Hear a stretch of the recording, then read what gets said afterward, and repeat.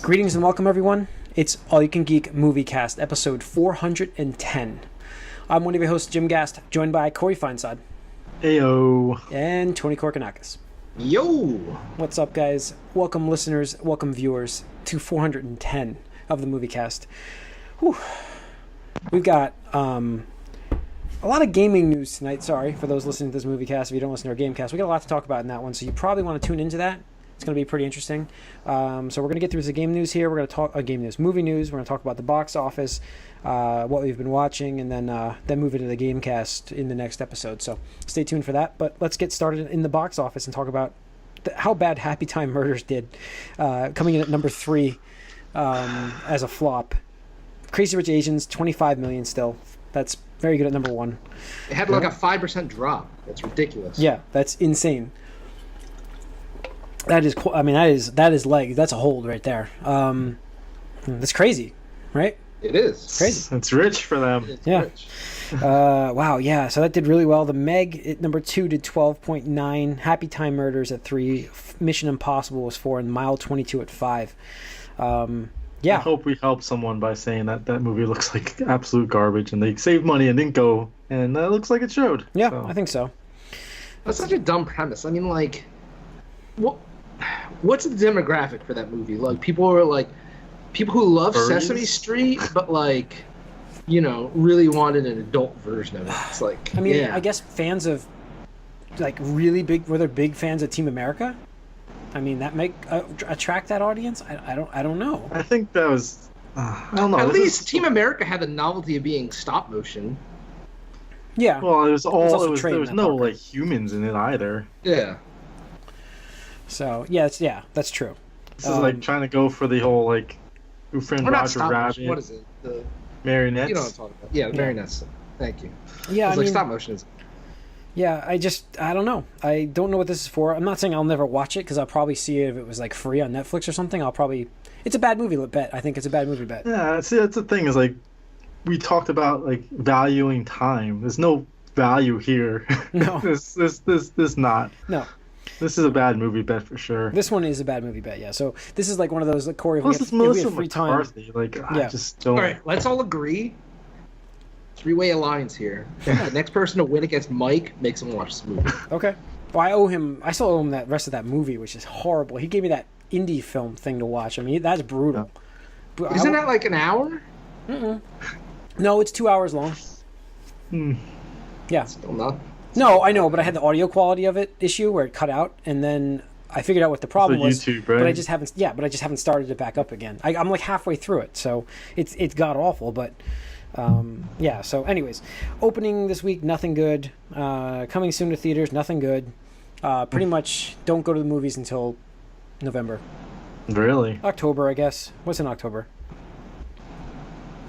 I don't know. You tell me, Jim. But, I mean, I got the only thing I can think of right now that's on the horizon is Aquaman. Yeah. What I mean, else? There's a lot. I mean, Wreck-It Ralph 2 is in November. Oh, okay, yeah. That's Yeah. November. There's a bunch. I was trying to remember. I'm trying to think of what our hype movie list was. Yeah. So probably Transformers, Battle Angel, Oh, Alita. Bumblebee. It's all December, November. It's all December, November. Yeah. So there's really nothing. I mean, there's Venom in October. Oh yeah, Venom! Can't Yeah. wait for that Mhm. piece of shit. It would be better than Happy Time Murders, I think. You don't know that. Yeah, that's true. I think. Like, I, mean, I it's really more want to know interesting. your understanding of like how much blind faith you're putting in this I'm movie. not putting It's just blind gonna be- faith in it. I think it'll be better than Happy Time Murders, but I don't know. But you're still under the impression that this movie is going to be good. It could be good. It has a chance. When does Predator it's come out? A non-zero. Yeah, that's what I'm chance. looking for. I may have missed it. It's coming out in October. I just don't know where. Okay. I don't know where it So is. I don't know. I'd see I Predator. want that to be good too. That's a movie I'd go see, though. Like, if we're like figuring out what to do, I'd be like, yeah, let's go see Predator. Yeah. That's not September, right? I don't know. Maybe that's this month. It's like soon. It's not that far out.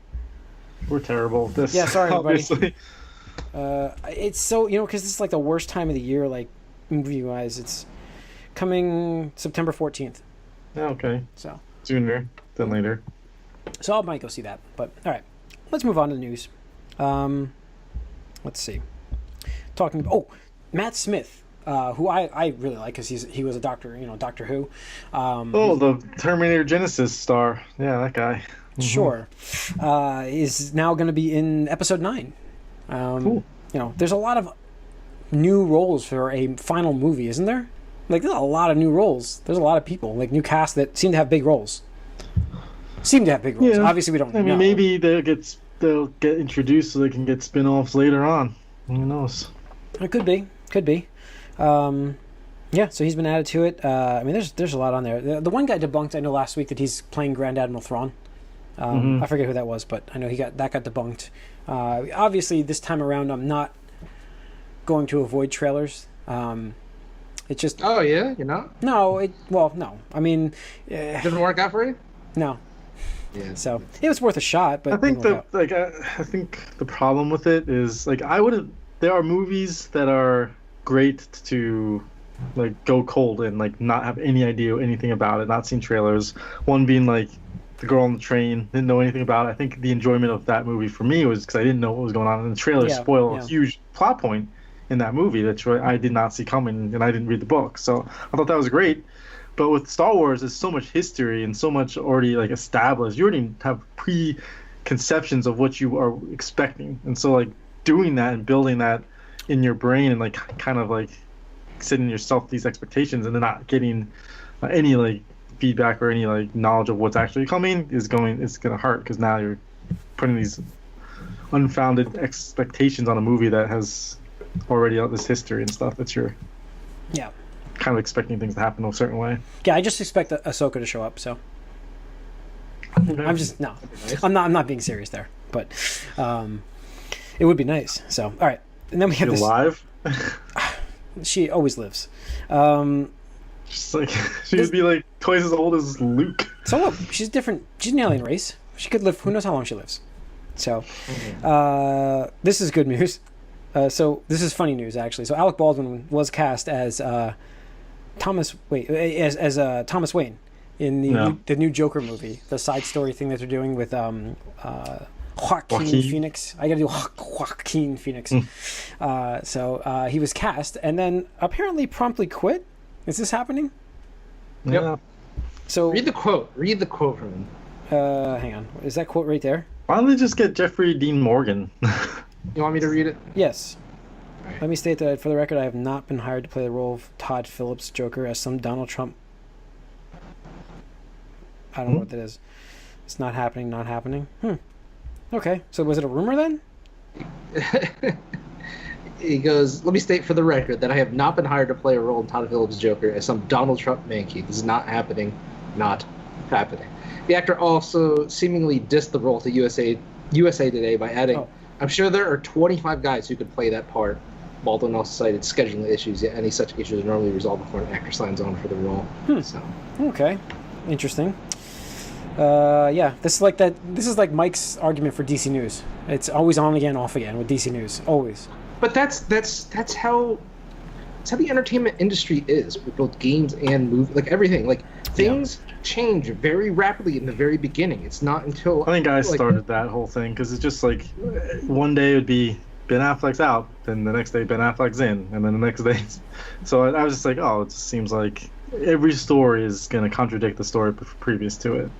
I was saying that, and then Mike just came up with a story that contradicted the story. Like, oh, see, here's more evidence. But yeah, I mean, I do agree that it's a industry that runs on rumors and speculation, and like that's what drives like clicks and and stories. You want to talk about things like, this guy said, and this guy said, and like this has got to be true, and someone told me this, someone told me that, and so like, yeah, obviously, it's something that you're gonna get contradictions, but it just seems so funny because it just was like literally every other story with DC. Yeah, well, I mean that's because their plans aren't concrete. You don't see this with Marvel, or at least to that extent, because they exactly that's barring the Guardian, shit right now. But I mean, they're set in stone. They have concrete plans. They know what they're doing. Yeah, DC doesn't know what they're doing. Let's and thank you for bringing up Ben Affleck, Corey. Thank you, because that is a lead-in. Okay, so what is going on with Batman's role in? Well, Ben Affleck is in rehab. Oh my gosh. Really? So, I did not see this. Yeah, so if he's in rehab, he can't play the Batman. Why is he in rehab? Is he alcoholic? Addicted to drugs and alcohol? Or is it drugs? I don't know. It's probably both. It's He's both. probably got like painkillers and Yeah. stuff. So he's in rehab, the film is not even filming yet. I mean, it's like ways out still. It's not starting Who to knows? shoot I mean, until who 2019. knows? So I mean, at this point, it's like, do we need to even speculate if Ben Affleck's going to be in it? Because like we should be speculating if there's going to be a Batman movie. That should That's be true. the number one That's true. speculation. Well, I like the director attached, Matt Reeves. So I think that's great, but I don't know. Yeah, I mean, I don't know. But I think who knows? He may not be attached for much longer. We have no idea. Right. I mean, if you read the article, they even go into that at this point because of. I mean, I think this is the second time he's checked himself into rehab in the past year or 2 years. He did, I think it was like Jennifer Garner that really pushed him to do it too. Yeah. I mean, he might not be able to get insured. It might be too costly. I mean, he's like, if you're about to sign on some dude to do like, multi-million. Well, technically, I think he's still under contract to do another movie. Yeah. Sure, but that doesn't mean they have to exercise it on this one. Nope. No, absolutely not. I'm just saying, like, they've already got him locked in. Like, they Sure, but they don't have to exercise it. They can not. No, I understand. I'm just saying, like, just to argue with what you were saying, like, to sign him to do this. Like, they've already signed him to do it. It's like, I'm sorry, like it just wouldn't be feasible. I mean, sure, yes, technically it's allowed, but I mean, it just doesn't seem like. it's just more of a liability than the risk warrants. Mm-hmm. The reward. Yeah. That's what I see. But all right. But again, at the very least, like, I mean, this isn't shooting anytime soon. Clearly, right? Yeah. We can all agree to that. Right. Yeah. And again, like, the speculation should be more about when a Batman movie is actually happening than if Ben Affleck's going to play him. Because that's the first. Right. Yeah. At this point, who knows? Right, and the further we get out from this, and this is my argument, if it's like the worse it is for all these characters, like Henry Cavill, like I really it's don't been see 5 years since Ben Affleck played Batman, like in the what was it, Batman versus Superman, BVS, whatever.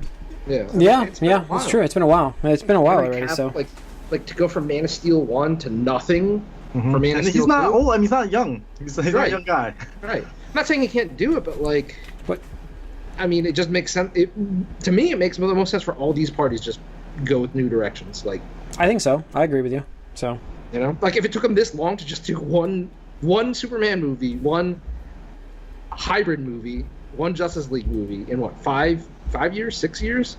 Like, I mean, that's not good. No, that's not good.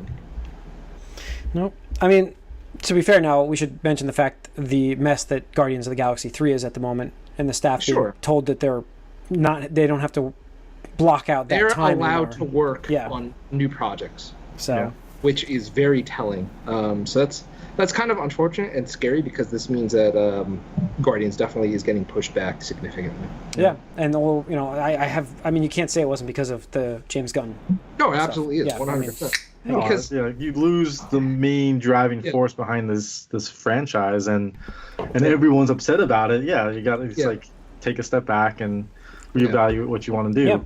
Yeah. And I'm kind of happy that they're not just rushing into it. No, yeah, me too. Like, I mean, at least that's the thing is, like, and it could be that maybe, one scenario is that they are just waiting for this to blow over and cool down. Sure. Like, maybe it's like maybe they do want to have James Gunn back. Who knows? Because they did say they want to hire him for another film or possibly use a script still. I mean, there's a lot of things out there that they also right. I think I mean, just taking a step back, trying to reevaluate the situation, and like you're saying, Tony, like maybe let things blow over a little bit and not have this all up front in the news, because the movie starts production, comes out, like everyone's talking about James Gunn and like, is this movie? Right. They're gonna compare it to like the other ones. Well, that could be it too. I mean, that could be it too. Right. Yeah. I mean, that's the thing is too. It's like I mean, God, like it's going to be interesting seeing how these actors even respond to the Avengers 4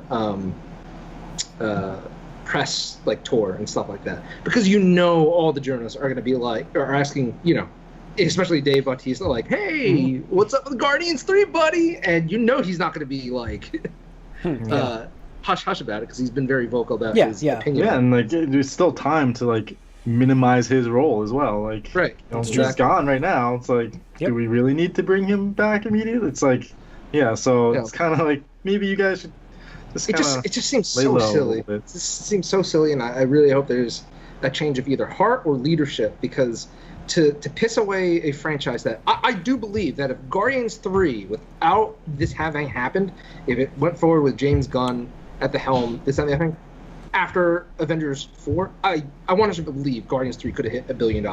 It could have. Yeah, I think so. I think so. I think so. I think the way how popular the characters have become, and with them in Avengers and everything as well, it's the next franchise for them, I thought. If you know what though, it has a possibility now. I mean, depending on how this shakes out. I mean, it does. I mean, there's going to be a lot of interest in the film when it actually comes back out again. It still does. It just, I'm hesitant because there's a lot of. I'm sure there's. It's a much more of a risk. There could be a backlash. Much more of a risk. There's much more of a risk out there. So, I just think it's a little hypocritical, like that. Oh, we don't believe in. We don't his values or whatever, and like we're gonna fire this guy. But then you're still gonna make all his money off of his creations, and you're not pulling any of the Guardian stuff off your like all that merchandise. It's like, everything he's created, you're making money like hand over fist. It's like, come on. Yeah.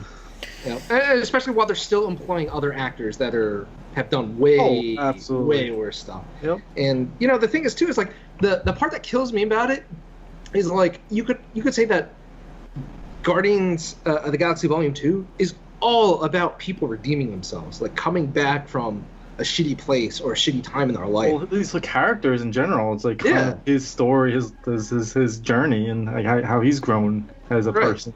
Exactly. Look at Star-Lord where he starts, and look at where Yondu starts, and like how they've come and Rocket, all. It's about all of them, and even Gamora and. Nebula. Just like, come on, like, come on, watch your own damn movie. That one quote though from the journalist who said, I'm just paraphrasing how he's like, how do you want like to have someone creative that doesn't have like hardships and like hurdles in their life to like make good art? Like if everybody's squeaky clean, like what's good gonna come out of that? Like, where's the creativity if you don't go through all that kind of shit? Like I said, paraphrasing. I have no idea I can't remember. Yeah. I don't know. We'll see what they're going to do with this. But all right. Last bit of movie news we have is Rotten Tomatoes is making changes to their tomato meter. I wish Mike could be here for this. Yeah, I know. This is where he would love to talk. Basically what they're doing is they're compiling more reviews now by drawing from other medias, not just written. So we're going to have YouTube videos that are going to be contributing towards reviews. The other thing is they're going to start podcasts. We might be Rotten Tomatoes critics. Yes. Mike would love this. We need to make this happen. It's everything that he's been clamoring for. Content creation. I mean, this is what I've been clamoring for, but mostly it's been vocal on the gaming side, where like. Especially today in 2018, you can't just go by traditional journalism anymore because things have expanded. You have podcasts, you have YouTube, you have influencers, all that stuff. Influencers and the streamers and that is a much bigger market than most people think. I believe kids these days, like their heroes that people they look up to are YouTubers. Yeah, exactly. Like PewDiePie. If PewDiePie told his audience to go see a fucking movie.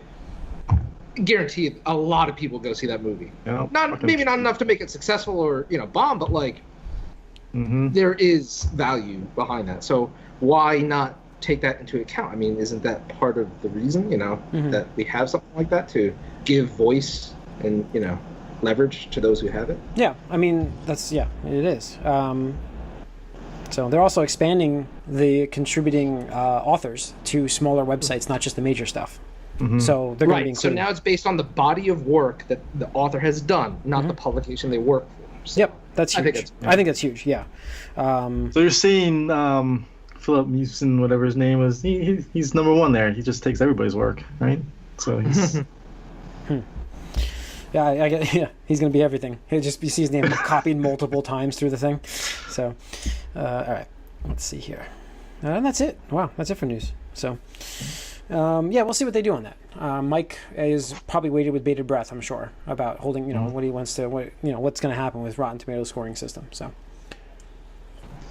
it's definitely becoming a much bigger thing than. Yeah. So that's good. Let's get into what we've been up to. I can lead us off here. Disenchantment. Oh wait, Disenchanted. Disenchanted. Yeah. Said it wrong already. The Netflix show. I've been watching it. It's because it's not that good. Yeah. So I was so excited for this, and I did hear early reviews saying it wasn't great, but I'm like, same. But you're like, you gotta check it out for yourself. Gotta give it a shot. Gotta give it a shot. Yeah. So I 5 episodes in now, and I'm like, it's just the laughs aren't coming. So it's like the characters aren't great. They're very, I don't know. It's just like I've seen all this already. You know what I mean? Like it's very repetitive. It's just like there's nothing. For me, there's I no think There's no like Bender. There's no Bender character. From Futurama, for me that like grabbed me in that, and then Fry was great too. Obviously, all the characters in Futurama were great. Well, that's the thing is, I think the main character is not as compelling as Fry and Leela. That story with them is just not compelling as much. Like I don't know, like you said, I kind of seen it before, and it's like, the princess who doesn't want to be a princess type thing and wants to do something else. Yeah, it's like okay, but let's do something new with that. But they kind of just tread the same ground. And that's what I mean. Like they just they haven't. And and the other thing is you have a better product already out there. It's so it makes it tougher to get into. So I don't know. It stinks though, because Netflix has kind of been on like a. I think if you give him more time. He always needs time to warm up on a show. I mean, really. Yeah, I mean, you look at season 1 of Simpsons or even Futurama. Like I wouldn't say either season 1 were particularly great. No. Even like American Dad. Like apparently that got better as time went on. I don't know. I haven't watched it, but it's like. I think a lot of, especially with a comedy or something like that, it's you got to find your footing. You got to find your pacing and stuff like that. Like, Office. I just rewatched Office. I didn't even watch the first season. Yeah, that took forever. Yeah. Yep. Well, they were trying to be more like the UK one there, but right fit for the American audience. Well, I was gonna say though, like the difference here for me at least is that you have a guy who's already proven it twice, like he's done it twice, and for many years. Right. And so you would think you'd come out a little bit stronger. Not that it doesn't have room to grow or can't grow and become better. Just it was definitely disappointing for me too, and just cutting on what Jim's been up to because I did watch it for those episodes. So I was excited for it too. Yeah, I didn't even know it was a thing until it came out. But like, basically the social media impressions I got were like it was like okay, not really like special. And I was like, oh, that's kind of disappointing. But the thing is, I don't want to watch it now, and then worst case scenario, like if it doesn't get another season, and then I wasted my time on a series that just went nowhere. Or I'll just wait, and if it doesn't get a second season and season 2 is good, then I'll watch season 1, and then I could lead that into season 2. Well, that's the thing. The drive's not there to really binge watch this at all. So I'll watch it, but I'm going to take my time with it. It's not going to be something I'll be keen. How many episodes is it? Oh, I don't even know. 13, I thought, but it might be more. Now that I haven't actually looked past 13, to be honest with you. So I'm on 5. And I don't know. I'm looking at it right now. I have nothing doing it live. But doing it live. Disenchantment is 2, 3, 4, 5, 6, 10. So I'm halfway through. It's not even that long. So, and they call it part 1, by the way. Not even season 1. So. Yeah. Well, I mean, maybe it is. Maybe it already is getting a second part. Well, I mean, it could be the end of the cliffhanger. That whole sequence is like, oh my god, I have to watch season 2 now. Yeah. And I mean, the thing is, even if it's not quality, as long as the numbers are there. Yeah. Exactly. I think most people really shit on was it a Glow or what was that? The Orc movie with Right. Yeah, Glow's the wrestling one. Right. I mean, Bright got shit on by a lot of critics and stuff, but like the numbers were there, so they're like. But it's like the most watched movie. Yeah. Yeah. So that's really the big thing. I'm trying to think of what I watched on Hulu. Wrestling stuff, which was I never watched SmackDown, but I watched SmackDown last night because we did the podcast last night. I don't really like I don't like the SmackDown broadcast, but personally, but but they do use their time better. If you look on Hulu for this stuff, they have them up there. Raw is 3 hours long live, over 3 hours long, and it is an hour and 28 minutes long, and it's the same length as SmackDown. Essentially, SmackDown is an hour 23. That's how many commercials are in Raw. So, yeah. Anyways, so I've watched that, and I'm trying to think of what I watched movie-wise. Not much. It's been really busy. But back to school, aren't you? Yeah, it's been. I've been working a lot from home, so I put more time in on games. So when I had free time here, I chose to try to get through Ni no Kuni, so we'll talk about that in the other podcast. So I'm gonna get through it. I'm like 3 chapters away now. Nice. Yeah. So, all right, that's it for me. Go ahead, Corey. Well, actually, speaking of like content creators and influencers and stuff, I've been watching a lot of that, like YouTube stuff. Actually, they mentioned Disenchantment, but yeah, just like because then we'll talk about a little bit more on the Destiny side of things or gaming side. But Destiny's got a new expansion, and they updated it, and so I've just been watching a whole bunch of like content creators do stuff on that, which they're all excited about it. So it's interesting to see like we hate this game, we love this game, so. Yeah. But yeah, it's been doing a lot of that. Not much else because I don't have time. Yeah. All right. Tony? Let's say I got through season 3 of The Genius. Mm. The show is so addicting, dude. Like, it's I'm wondering like if they do, let's say, an American version, like what's lost in translation, because the cultural aspect of things like definitely plays a factor in the game shows like. Oh this. yeah, absolutely. But I mean, I'd still like to see it try. I mean, even if it was terrible, absolutely. like, hey, at least they tried. But and the thing is, like, I don't think it'd be hard to do because you have the groundwork, you have, And everybody loves to see like CB list like celebrities do things on TV, like stupid exactly. stuff. Like, they right, love and the thing is, stuff. like, you could get people from like across so many different things. Because like the thing is, I still enjoy the show, even though I know literally nobody that they cast, even though they're a lot of them are big names and stuff like that. But like, it makes you interested in them too. Right, exactly. Like there are people, like I go out and look at these people's works now. I'm like, oh wow, that's interesting and stuff. Oh, so they're being on the show worked for them. Oh yeah, absolutely. Cool. Like exposure. Yeah. Jinho in particular, from his antics on season 1, like his career like skyrocketed to the point where like maybe this was better for him than pro gaming was and stuff. Wow. Yeah, it's just crazy. But season 3 was interesting because I felt it was kind of tamer for the most part compared to the first 2 seasons.